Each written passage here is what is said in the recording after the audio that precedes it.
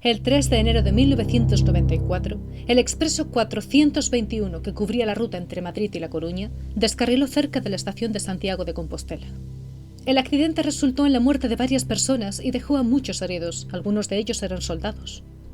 No se cuenta con una cifra precisa, pero se calcula que oscila entre 800 y 1000 personas. Imagínense, amigos, eran fechas navideñas. Hoy en día se incide en que este es el accidente ferroviario más grave de nuestra historia, pero que parece haber caído en el olvido por la censura. En los archivos históricos se arremete duramente contra Franco, quien habría hecho todo lo posible por silenciar este dramático acontecimiento.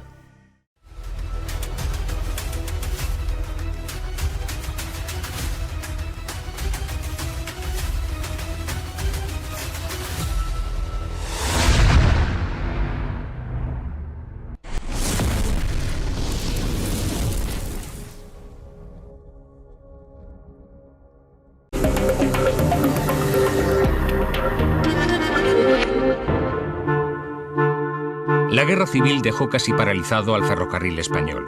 Viajar en tren era una odisea en los años de la posguerra. La vía se caía a trozos y no era raro que el trayecto acabara bruscamente. La falta de inversiones y repuestos mantienen al tren en una prolongada agonía.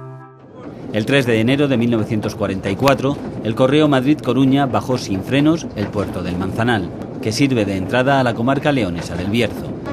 El tren pasó de largo por Torre del Bierzo y chocó con otro convoy en un túnel a la salida de la estación.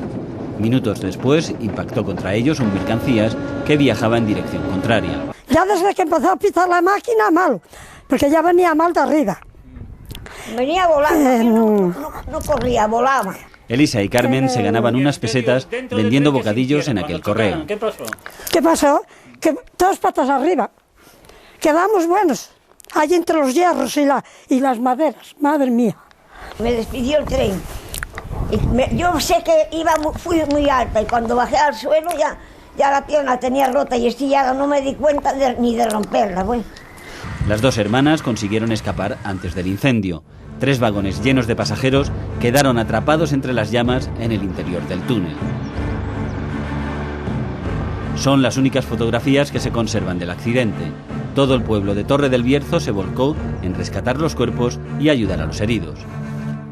Eran todos gritos lo que se sentía, gritos. Yo creo que no quedó una persona que no se quemara de los que venían en eso.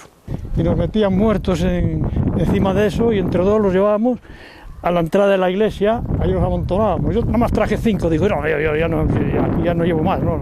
La censura franquista ocultó los datos relegando la noticia a una pequeña... Aunque el suceso apareció al día siguiente en Crónicas de Urgencia, la censura impuso un férreo silencio. Esta imagen muestra la estación tomada por el ejército mientras cargan féretros en un camión. El régimen habló de sabotaje y trató de inculpar a los maquinistas. Fueron paseados por las calles de León cuando se realizaban los funerales, intentando acusarles de algo que no habían cometido, porque ellos habían actuado de forma correcta, intentando detener el tren y permanecieron en la locomotora hasta el último momento, cuando entró incluso el correo en el túnel número 20. Tan solo un pequeño monumento recuerda la tragedia, la mayor en la historia de los ferrocarriles españoles.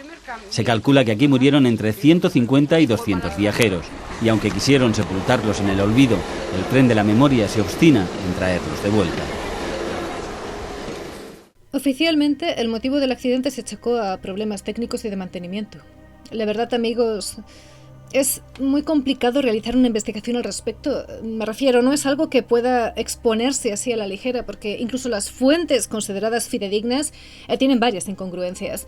Quienes han tratado el tema han mostrado su desacuerdo en las cifras de los fallecidos, afirmando que es imposible que hubiese 250 o más víctimas, porque en el 6º vagón afectado sí que hubo supervivientes, que no se puede comprobar que realmente se haya destruido el famoso túnel número 20 de la Torre de Bierzo desde los años 80, etcétera.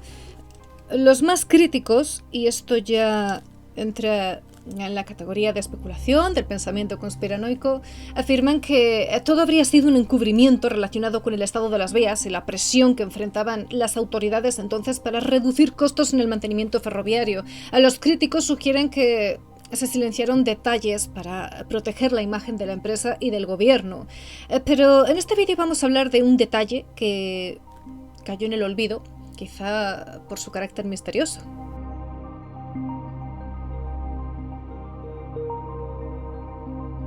Tres días antes del accidente ocurrió algo inexplicable.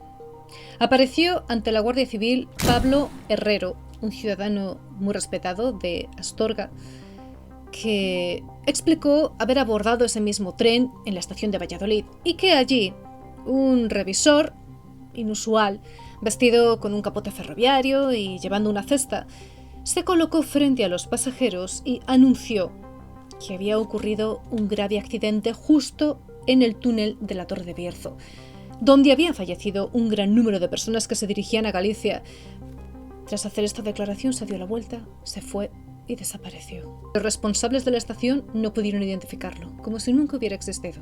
Es decir, este revisor contó algo que sucedería 3 días después, pero como si hubiera ocurrido en esos momentos. Y sí, amigos, varios testigos confirmaron la declaración de Pablo, aunque, curiosamente, ninguno pudo describir con seguridad los rasgos de este extraño revisor. El juez encargado del caso ordenó investigar concienzudamente a varios jefes de estación en un intento de descubrir la identidad de este enigmático personaje.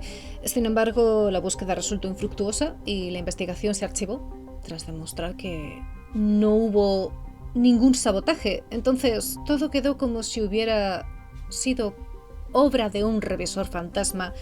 Así fue apodado. Al margen del accidente, tenemos aquí en pantalla un extracto de su denuncia, que habiéndose sentado como viajero a las 17 horas aproximadamente del día 31 de diciembre, último en el departamento de segunda del tren expreso 405 en la estación norte de Madrid, en cuyo departamento venían otros varios viajeros, al llegar sobre las 23:30 horas a la estación de Valladolid, penetró en aquel departamento un ferroviario portando una cesta que supone servía para llevar la merienda y un capote de ferroviario, teniendo aproximadamente la edad de 40 o 50 años, en el que dijo a los viajeros que en la estación de Torre del Bierzo, y en los túneles había ocurrido un accidente muy grave, y como en dicho departamento viajaban personas que se dirigían a Galicia, éstas quisieron cerciorarse de si el hecho era real, por lo que preguntaron si, en efecto, estaba seguro de que había ocurrido tal siniestro, contestando que no podía asegurarlo.